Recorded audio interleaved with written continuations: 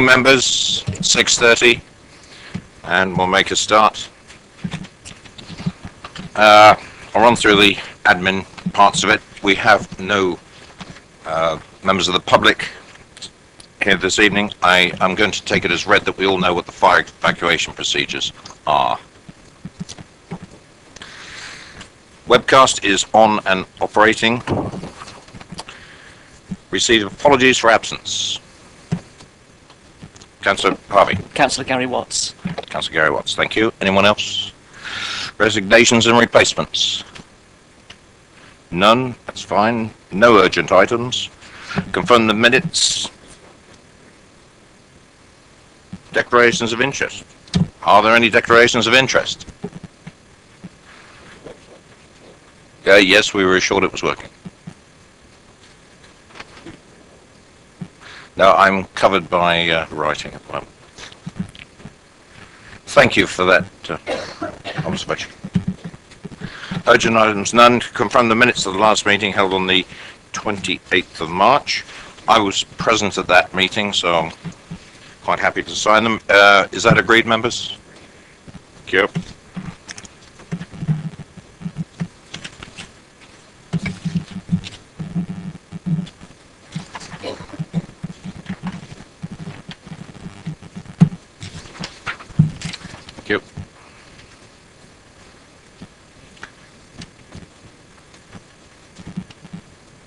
There is no public speaking this evening.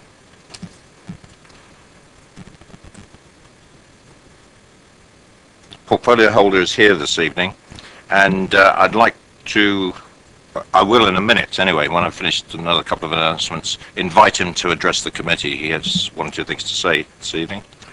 There's no referrals from other committees or council. No issues referred by the Cabinet.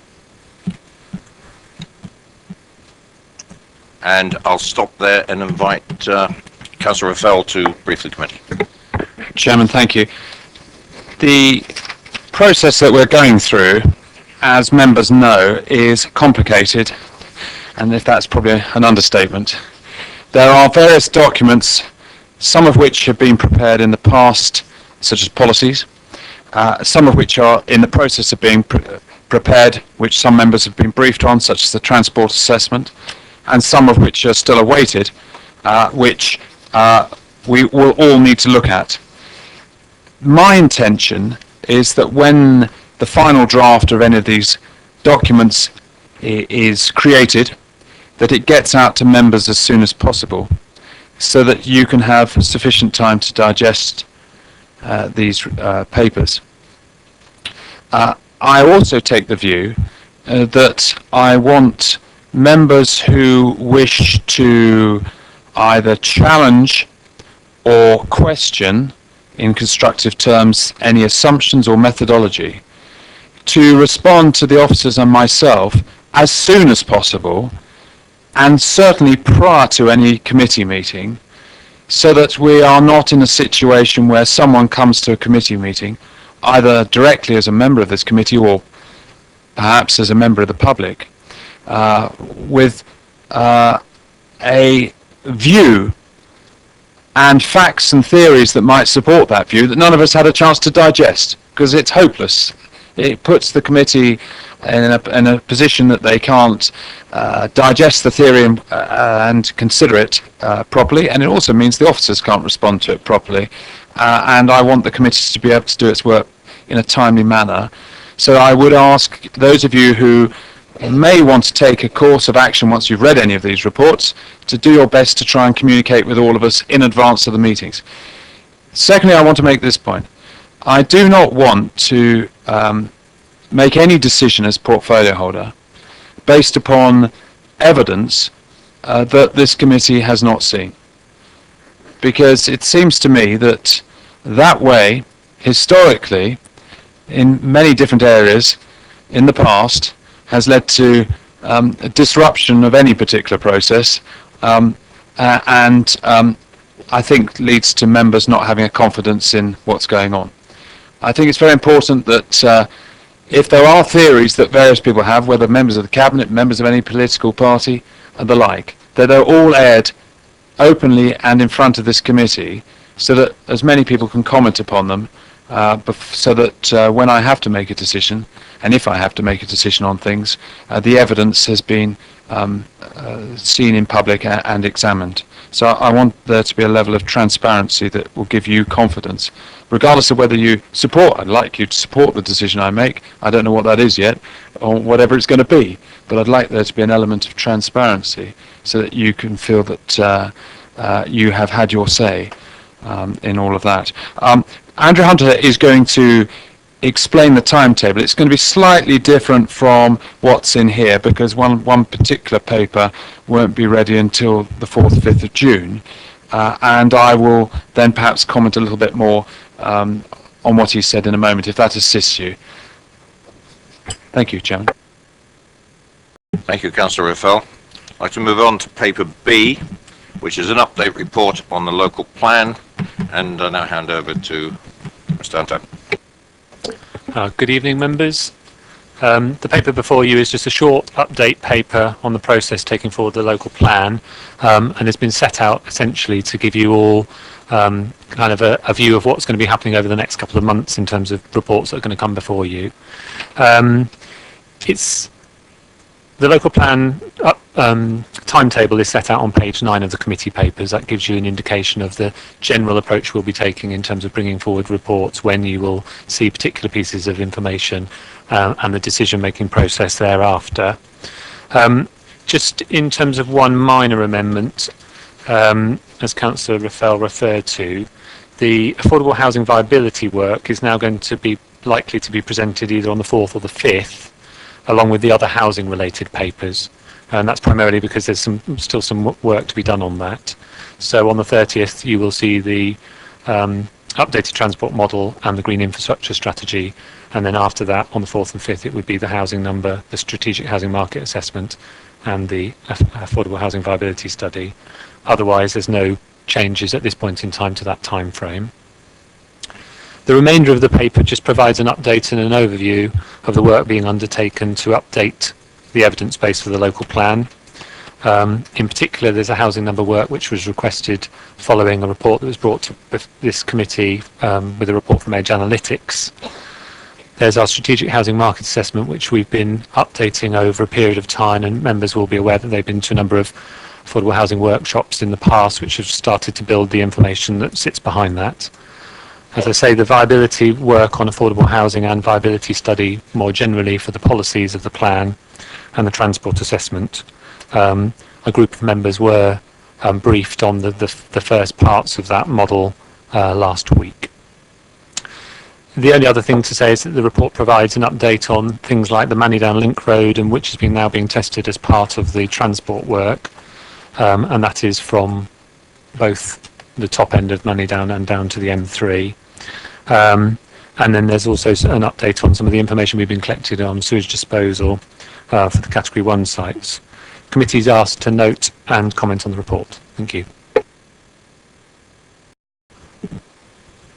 Thank you very much, Andrew. I'd just like to question one thing before we get into questions and any comments. The way I'd like to do this is if we can run through from paragraph 5 on page 4 of paper B. What I'll do is take down the paragraph headings one at a time, and if there's any comment from members, we'd welcome that. We don't want to go into the subject matter. If you think there's something missing that should be included in the subject heading, it would be worthwhile to contribute to that. But we don't have the reports yet, so we can't really get into the debate on the particular subject. I'm going to have a quick look at the timetable. I've got one point on here, and this is public consultation.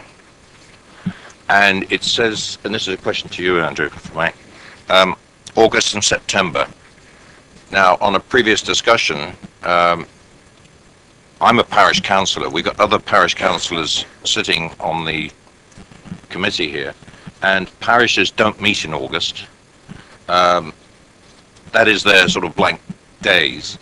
I know it goes on into September, but I think there's going to be a bit of a hue and cry if we're given any deadline dates that correspond, because I know in my particular case any subject on planning, and the local plan is absolutely vital to all the communities out there. The public may have a bit more flexibility, but parishes have already got pre-planned meetings all the way through the year. Could you comment on that, please? Yeah, I think it just depends. It probably depends on whenabouts in August it starts. If, for instance, it's early in August, we probably would extend the consultation period for an 8-week process rather than a 6-week process, just to cover off the fact that people may be on holiday, and it would enable people to get meetings into their diaries. We can also, subject to the decision being made by council on the 20th of July, we could then contact all parish councils and alert them to the fact that they will be asked to make comment on the plan. And do that so that they can programme that into their September scheduled meetings. Thank you. On that particular subject, is there any other... Councillor Mitchell? I do have a concern that it's the big holiday period, August. The council more or less closes down. And expecting people to... What parish councils will need to do with this very important document, and some of them have been quite robust in their responses to earlier iterations of core strategy, they'll need to have people who carefully read the document and discuss it. They can't discuss it at a parish council meeting. You know, it's mission impossible. They'll have to just come to a conclusion at a parish council meeting on recommendations that they've received from a panel or something in the parish before the meeting. So I certainly don't think... I mean, it seems to me that if we said it will go 8 weeks, if that still finishes at the end of September, it's very tight for a parish council. And I would urge that we don't finish the consultation until at the end of the first week of October, so that and community associations in the town will be faced with the same set of problems. I've got 3 speakers after you, but the portfolio holder would like to make a comment.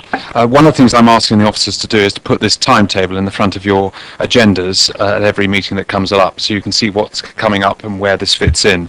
And I know they'll do that. Can I say we'll look at seeing whether we can extend it to the first week or 2 of October, and we'll let you know on the 30th of May.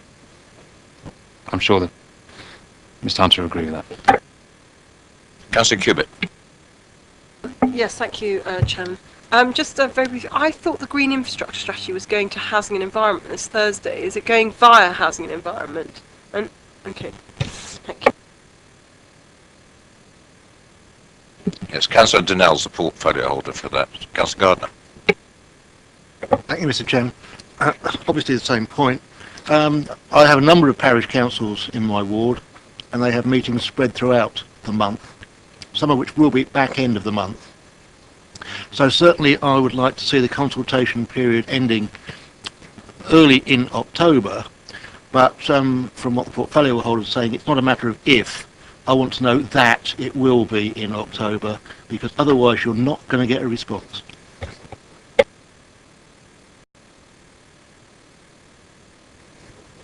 Councillor Watt.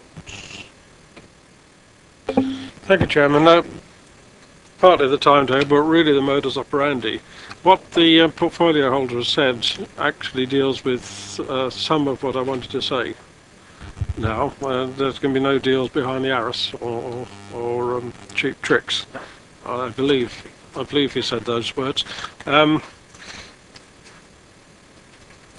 got the decision, cabinet decision here, and what really struck me when I read it and when I heard the leader speaking at the end of the cabinet meeting, it's a shame he didn't speak in this word at the beginning of it, is the word recommend comes out.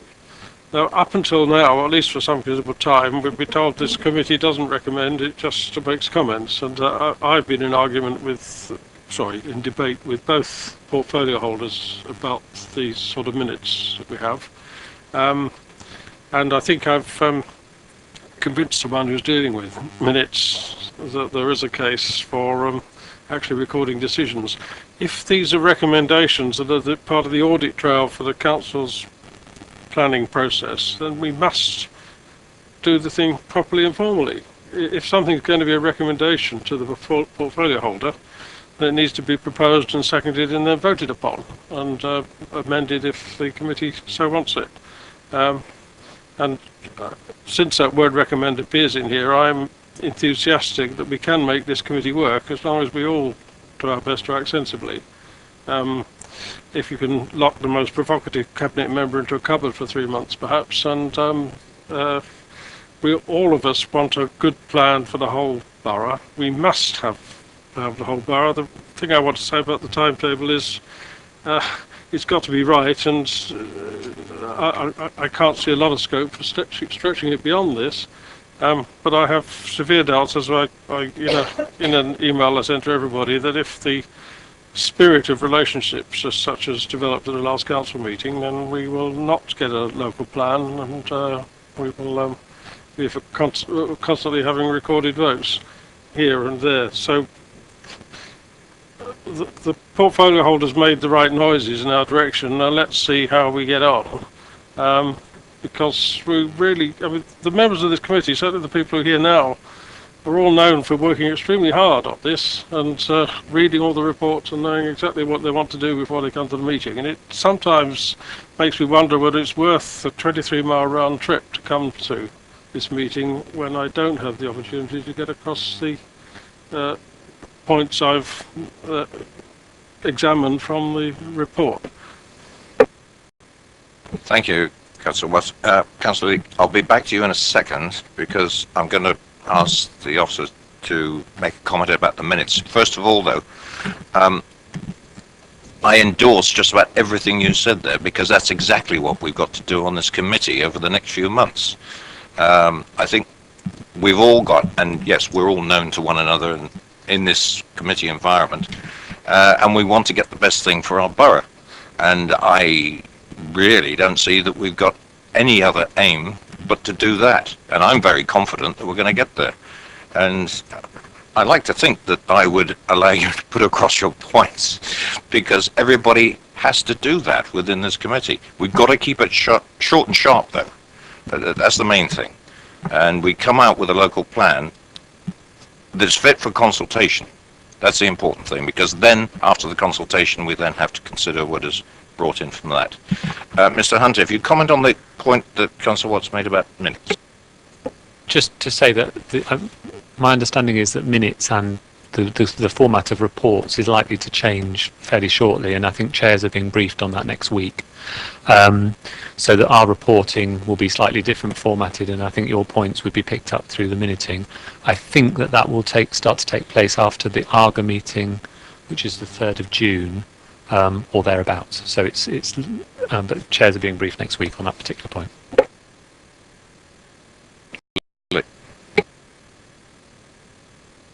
Thank you. I'm really looking at the post-public consultation period on here because there appears to be no further meeting where this committee might be told the results of the consultation or indeed consider any points raised in the consultation. And there are going to be a lot. Certainly Sherburn St John will be coming forward with an awful lot. I suspect Popley will. And the other thing here is that we have been advised today that the decision on BAS 104, which some of us call north of Marnell Park, but seems to have other names in other documents, is going to be announced on or before September the 24th. And if that was dismissed by the Secretary of State, then we're 450 houses short, so we may have to come back and consider something else. So this doesn't seem to take us beyond the consultation period, and I think it should. I think we should have a meeting in here, even if we cancel it, to consider all the points raised and the consequence of the decision on BAS 104. Thank you. Just to say, I mean, at the moment, the second half of the timetable is less fleshed out than the first half, albeit that the pre-submission, if council have signed that off, and there are no major changes to it, then the next step would be moving straight to submission. the more processes that we put in place of that will stop that process moving so quickly. So I think we'll have to suck it and see at that particular point in time to decide whether there is much that we need to bring back to members or whether it is a straightforward move straight to submission. So it depends on what the comments are and what changes are required. Point is that some of us actually have other commitments, and it would be actually nice to know when these meetings are going, because then one will try not to book some other engagement on that particular day. It's no good telling us a month beforehand that we're having a series of meetings as a consequence. It's so much better to put something in our diary, work around it, and cancel it if you have to. It's the short-term notice, short notice, which I just can't cope with, I'm afraid. Just to say, obviously, if we know when we're going out, once we know what the dates are for consultation, that will give us at least a 6-week run before any particular meetings might take place. We would, as officers, would then need time in which to put together a report. So it would be easy to set those meetings up ahead of time if they were required. Telling me to get stuffed, are you? Councillor Mitchell, is this on the same subject, this particular scheduling? Because I know Councillor Harvey, I recognise Councillor Harvey and Councillor Cubitt. I'll be with you in a second. It's the same point. I have the same difficulty. If meetings are suddenly inserted into the calendar at short notice, some of us who are particularly keen to participate in the subject get excluded by accident. Absolutely. When we have, for example, if there's a 2-day meeting scheduled, an extra day scheduled, we do have some Planning and Infrastructure Committee dates in the calendar, and clearly we wouldn't expect officers to come back on the 24th of October having digested all the comments that came in by the 11th of October, and that would be ridiculous. But just going back to Andrew's reply to it, if for some strange reason that there are very few substantive comments from anybody out there, then it's very little work for the officers to do. But I think it's wise to take the less optimistic view that there could be a number of quite substantive comments. And I think if we then go try and take that to council direct without any chance for officers to review it with members in committee, the risk is we unhinge the entire process and we then slip the deadline again. So I do urge that we put at least one date in at a sensible time, perhaps late November or whenever the portfolio officers agree with it. But I do think we need to at least allow a full PI committee meeting in that time period. And if we don't need it, fantastic. I can't see how we wouldn't need it, because at the minimum we need a report from officers saying what the outcome of the consultation was. You can't go straight to council with that.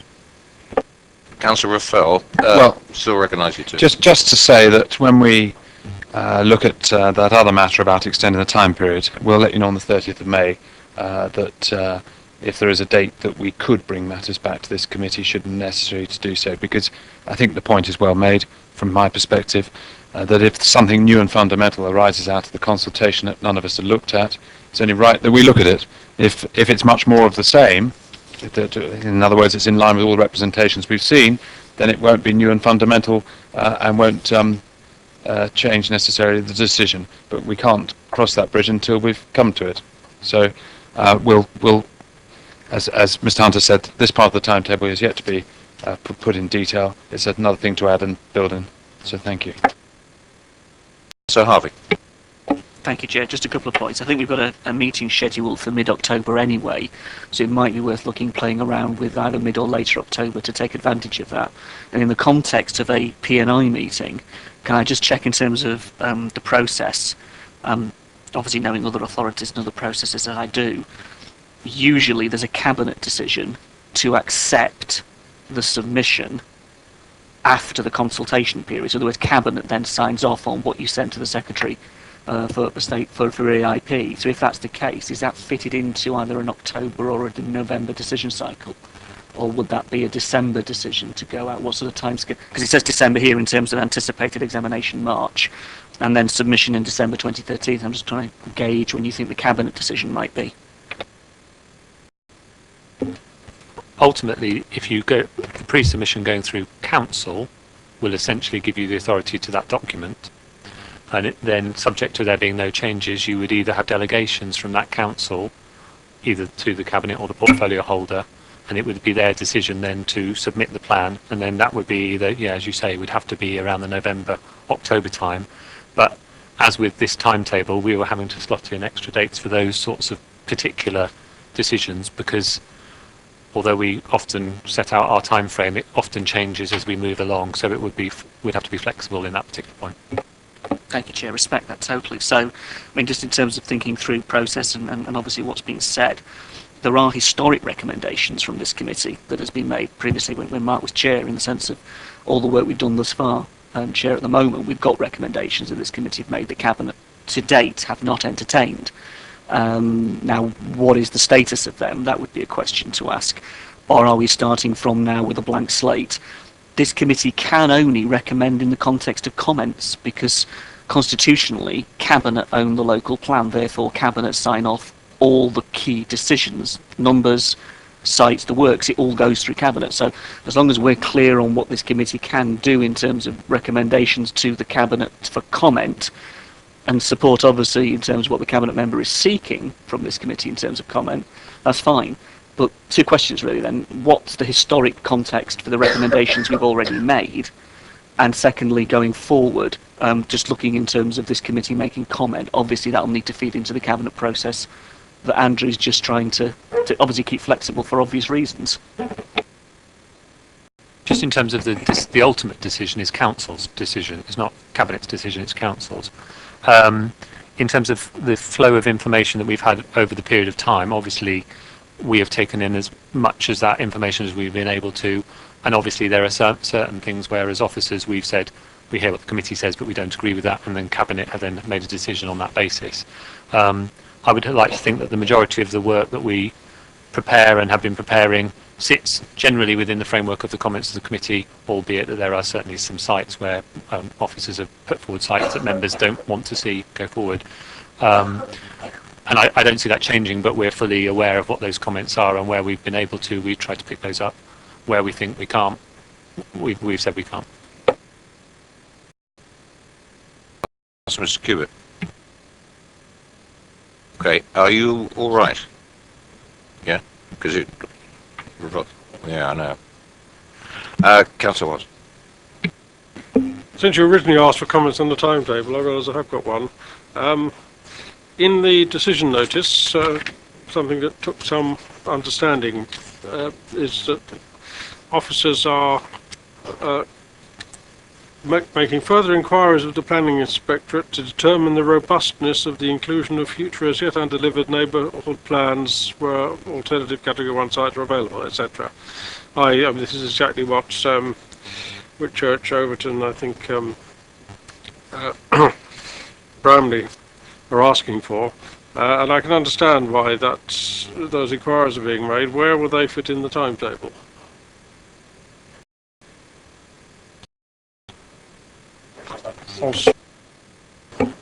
When we report back the pre-submission, if there were any issues that came back about that particular approach, then we would report them through that process.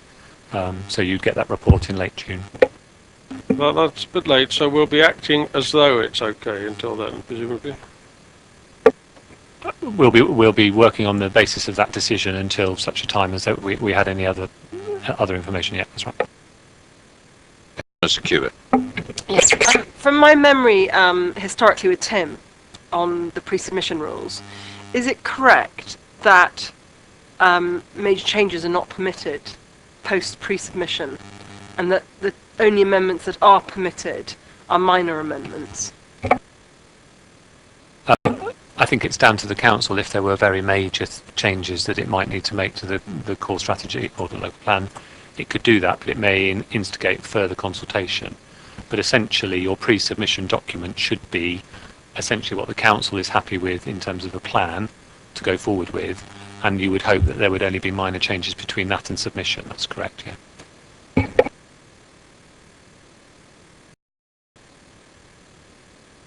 Thank you, members. We turn around and I said I'd go through each of the headings that were covered, bearing in mind my caveat, we're not talking about the subject, we're talking about the content of the paragraphs and whether you want something added or not necessary, which I doubt. Paragraph 5, evidence-based housing number work. Any comments? Councillor Harvey. Just in talking about the number work and the context, we've got Edge Analytics, we've got your GVA doing the work. Can I ask Andrew, DCLG have published their figures, and I'm just trying to work out the context of how that now fits with us and where that leaves us, because they're talking about this borough now taking, according to their analysis, a 14% increase in housing numbers this side of 2021, let alone 2029. Now that's the highest rate in Hampshire, as far as my research has given us. Now, if that's DCLG saying that, ahead of us getting into an inspector, you can obviously see where I'm looking at from a concern point of view of whose evidence do we take and whose evidential base will an inspector listen to, particularly if we've got DCLG saying something as opposed to our hired consultants.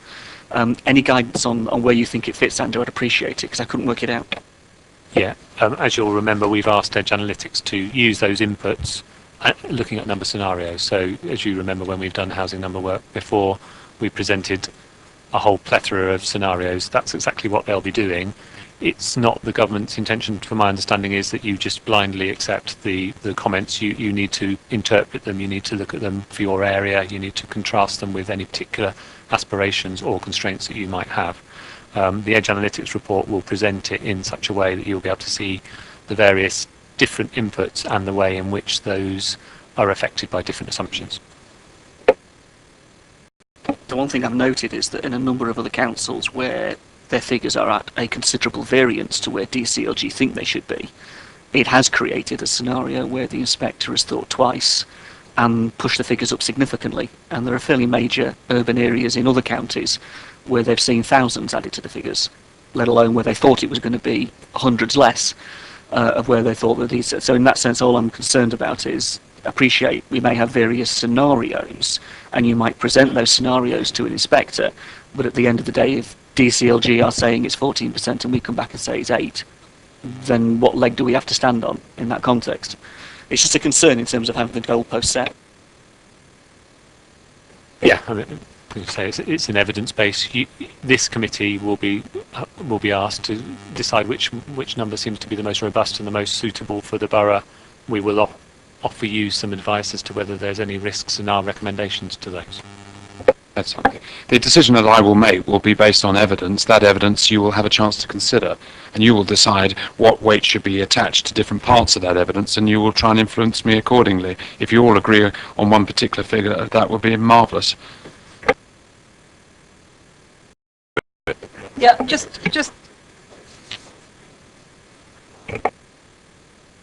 we put that in the mix. We've got to look at obviously what other people are saying outside about the borough, and we'll have to weigh up what evidence to be placed on that. And of course, we've got to come up with the arguments. If members here want the figure that is different to what those other people are saying, they've got to come up with the arguments in evidence, as it were, that we can then put to an inspector to say why the figure that we're choosing is different from that one. Yes, thanks. And that's key. I mean, when Councillor Harvey refers to these other boroughs, one of the dominant themes in the revisions that the inspectors imposed, and correct me if I'm wrong, Andrew, is because their historical building rates haven't been as high, for example, as ours has. Our historical rates of building have been staggering, and therefore have to be taken into context with the number. But what I'm really, really interested in, as you all know, is the constraints issue. Because irrespective of what people say, what I would like to know is, when does the constraints discussion kick in? Because irrespective of what DCLG says, or irrespective of what with the layer that is required, that's calculated, when do we fold into the cooking mix the constraints? I think on the first point, the other councils generally, where their numbers have gone up, it's because they haven't been able to demonstrate they're meeting objectively assessed needs. So it may be under delivery from the past, but also that they're not meeting the needs of their population or the surrounding population. In terms of the constraint layers, I mean, I think we've probably told you on a number of occasions the evidence that we've got, what we've tested at particular levels. And then it would be, if there was some overriding constraint that meant that you had to limit numbers by a particular level, then that would have to be a very strong and powerful message that you would be able to defend very clearly at an examination. As you know, in the housing work we've done to date, I think the range we looked at was the 730, 770, and we felt that there were, although there are constraints, they weren't ones that were overriding that would have pushed that down beyond those limits. So I think that when we have that report from Edge Analytics in a couple of weeks' time, you can make those points and talk about those constraints at that particular point, which would inform the portfolio holder in their decision the next day. Sorry for all this interrupt. Well, we are discussing the subject, but can I just say this?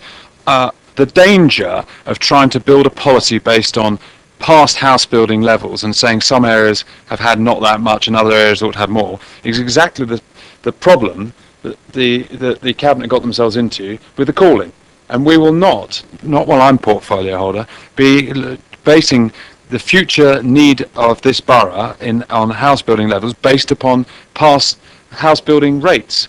It is not. It's got to be based on evidence that decides what the future level should be, I'm afraid. And we've got to be very careful about eliding different ideas into the same argument. If there is some mechanism for saying that we have had so much of the borough's, so much of the country's migration need has ended up in Basingstoke, and therefore we should not take any of that share in the future. If someone can find some basis for arguing that, then I will listen to them. But I somehow don't think that's going to happen. So I'm not going to start as a starting point in any of our thoughts. Just because we've built high levels in the past, that means we don't have to cater for the need as the demand, the evidence will take us to in the future. Because at the end of the day, if we've got to provide homes for the families of Basingstoke residents, to say, well, we're not building because we built a lot of houses in the past, you have to go elsewhere, it just is not arguable in front of an inspector, in my view. Councillor Watts. Fred, I don't understand the last words of this section. Considering local need only through to full need as driven by the recently published CLG housing projections. And so when that's explained, can I have a supplementary, please? Local need as in, there's like a zero net migration, so essentially the balancing approach. Will this be done for individual settlements? No, it's done on a borough basis.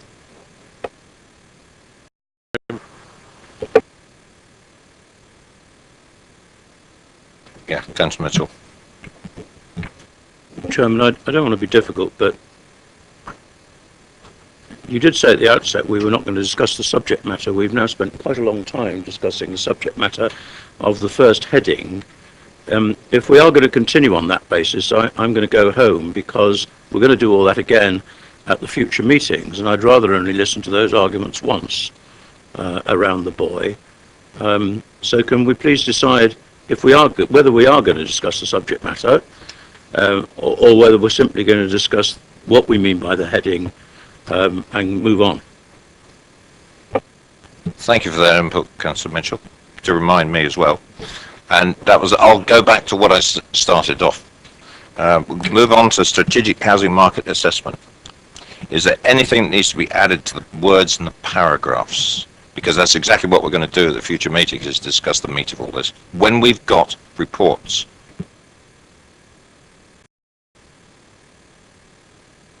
I'm assuming then, with no response from that, you're happy with the content there of that particular topic. Moving on to the viability study. Any comments on this, on how the approaches or the broad areas we're going to be discussing under viability? Councillor Gardner. I'm a little bit concerned on the viability, because if we change the 40% policy and we reduce it to 30, does that leave us with a requirement for affordable housing that's not being met by the existing numbers?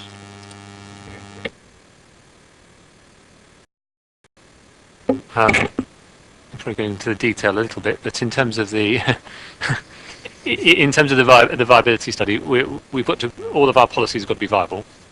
And the consultant said the first thing that you would look at is always your affordability one, because it's the one that has the biggest impact on viability. If you have a lower, you provide a lower level of, or you secure a lower level of affordable housing, it just doesn't meet need as quickly as it would do if it was 40%. But ultimately, it doesn't drive the figure up. It just creates a lower level of provision, which is more related to viability than it is to the need perspective.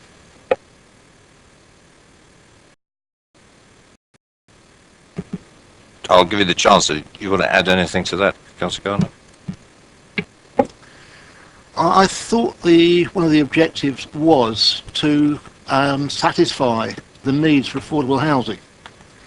If we reduce the 40% to 30%, that means we're going to satisfy that requirement over a longer period.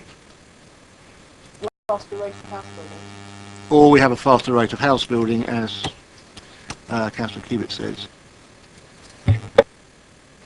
The point being, I suppose, if you have an unachievable level, if it's not viable, you'll get no building. So essentially, you've got to have something that's flexible, that enables development to happen, essentially. Councillor Harvey.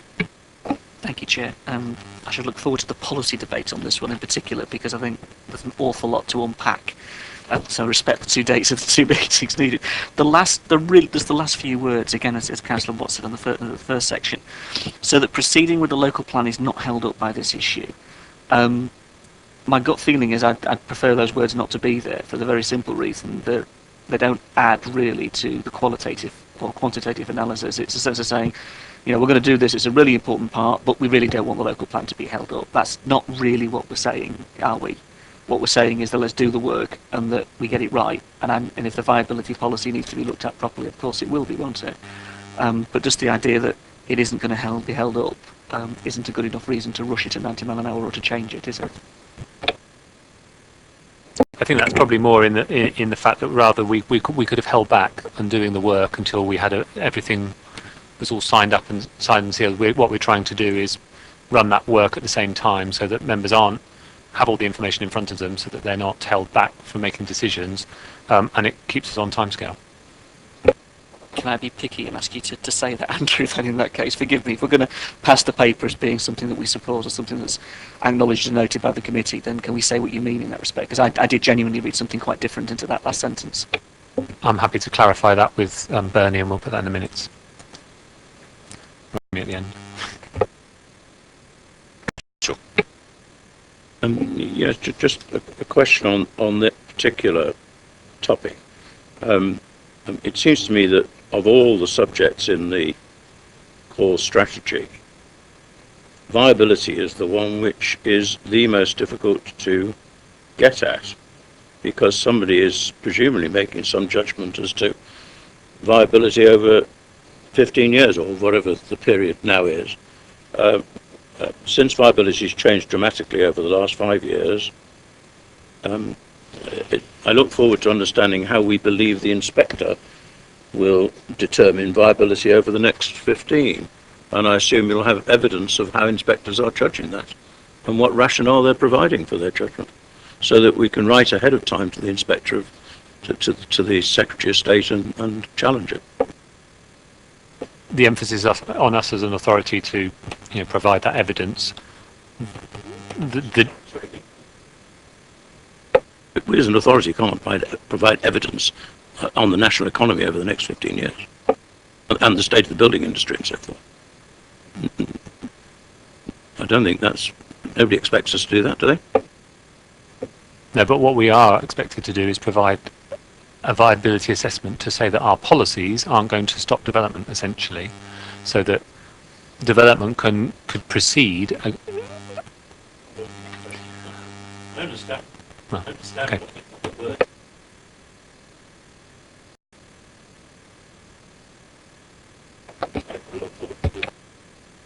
Thank you, Chair. Again, trying not to get into the debate because I could pick up from where Horace has left off and get into that one. Just in terms of evidence, obviously, I think one of the things that would be important to add into that, yes, you've got Three Dragons doing the work, but it would be important to look at what developers have done within the borough in the context of viability, because I think those lessons are things that we can learn. I think so. Any examples of evidence you can provide to help us, Andrew, might be useful in considering the application of the policy when it comes forward. You can't future crystal gaze, but you can look at what has happened in the past 12 months, and it's roughly a 12-month turning market at the moment. I mean, most developers are delivering 75 units a year in their regions. They're really on the low end of delivery compared to where they were, let alone 18 months ago, and where they think they'll be 18 months from now. So that I don't know whether that is possible. If it isn't, no worries, but it would be helpful, I think. Certainly, the information that we've been providing them factors in some of that particular thing, and they had long discussions with colleagues in development control and in housing on particular issues on what was being delivered and how it was being delivered and what the viability issues had been brought to the fore in those discussions. So yeah, they've got that in the background. The experts are coming to this committee, so you'll be able to ask them what that information is that they're basing their decisions upon and what they've got before them. Councillor Cubitt. Just out of interest, did we go to a number of consultants to get a quote? And are these the guys that came and told us that we didn't have enough single dwelling flats built in Basingstoke, and they're all ex-council staff? Yes, we did go out to a tender. I can't remember whether they're the same people that did your study you're talking about. And I certainly don't know whether they're ex-council staff. Moving on, members. Transport assessment. This is just a notification that there's going to be a presentation once they've got the information. And I believe some members of the committee attended that particular briefing that's mentioned in the paragraph. Unless somebody's got something else to add. Decision notice on the 5th. Well, on that paragraph. Just in terms of the transport assessment, just very quickly, are we also getting within that work on railway stations at Worthing and Oakley? The transport assessment is mainly road focused, so it's looking at the infrastructure on the roads network, not a rail infrastructure. Are we as a committee satisfied that we haven't got included railway evaluations? Can I just say that Andover or Test Valley tried very hard to get an additional station on that line, and it won't happen.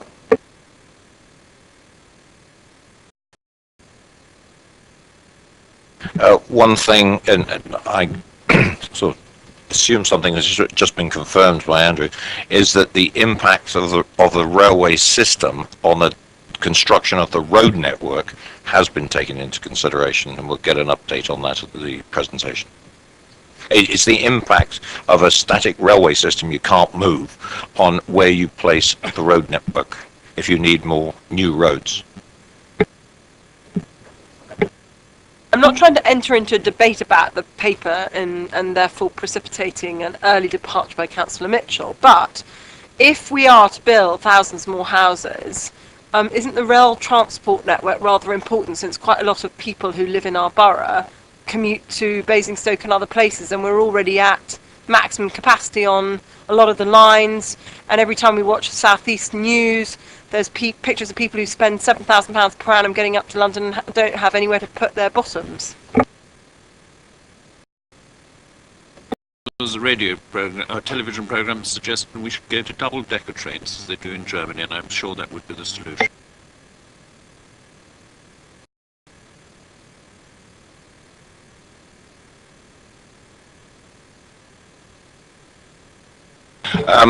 Your point is noted. I think it's, we can't really address it now because that's well underway, that particular transport assessment.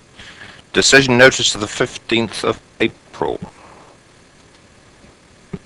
Do you have any comments, maybe?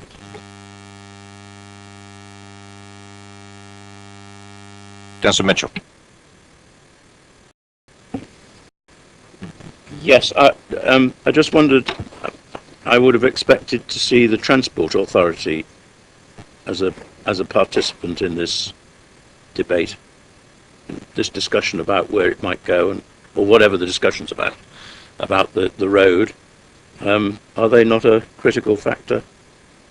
Because they would say, no, that won't work or something, if you want to put it there.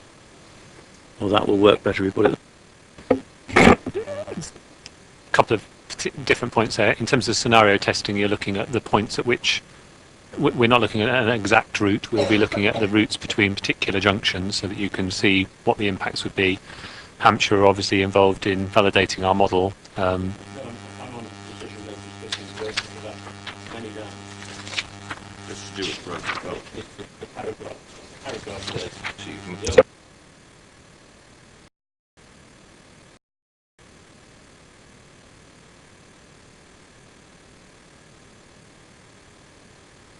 Certainly they're involved in the discussions with the landowning side, because they're obviously the other party in the landowning agreement. In terms of the modelling and stuff, we've been talking to the landowner, which has included HCC, and HCC are validating the model. So in all of those aspects, they are involved. The master planning work and visioning work, which is being undertaken by the landowning side, has Hampshire County Council firmly involved in that process.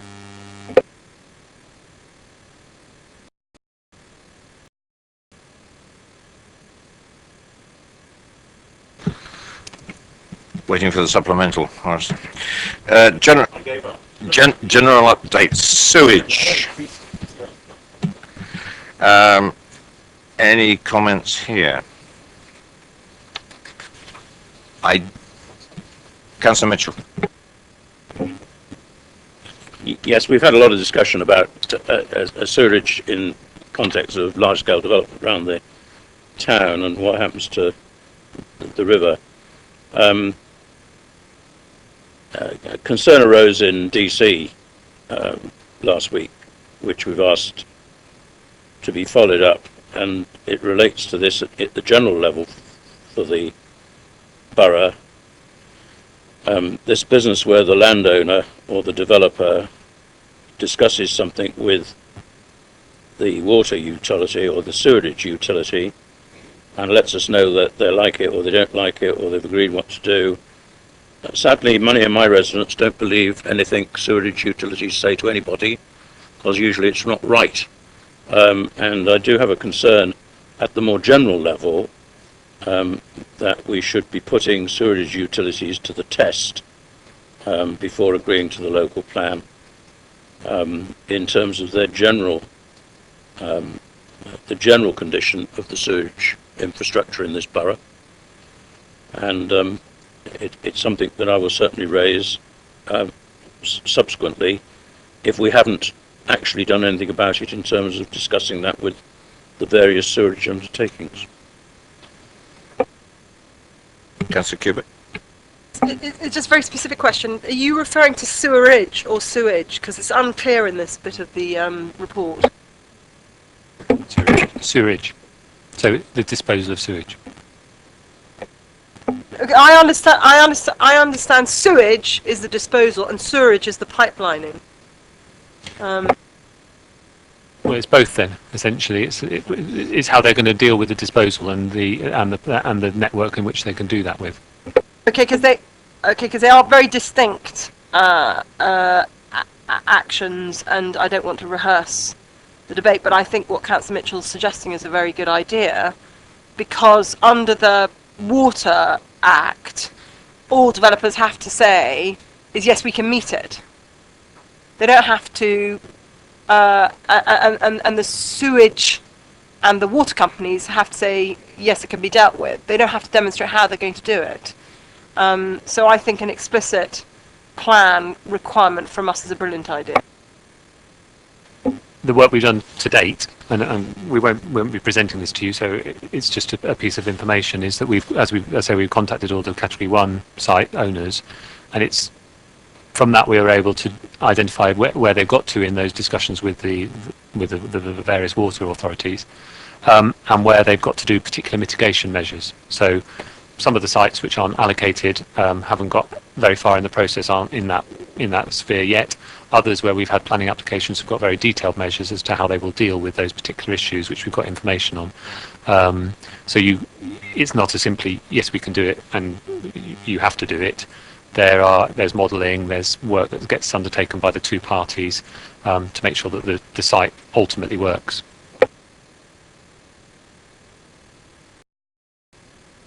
Page 6, supporting studies. Any comments? The way forward set out. Yes, Councillor Wheatley. Can I just ask, I mean, the sewerage bit, where does that actually fit into the programme or the timetable that's set out here, or is that just for general? It will be considered. Right.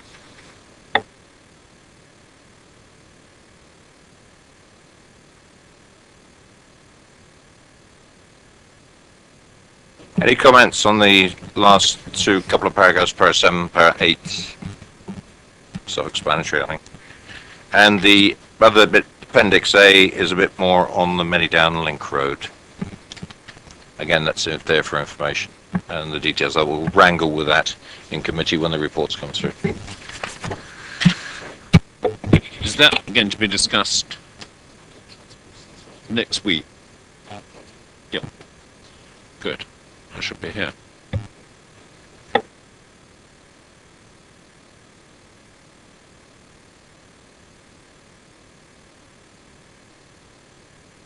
A quick summation from Mr. Hunter, and then I think we can wrap this up. The recommendation was to make comments, which I believe the committee have done.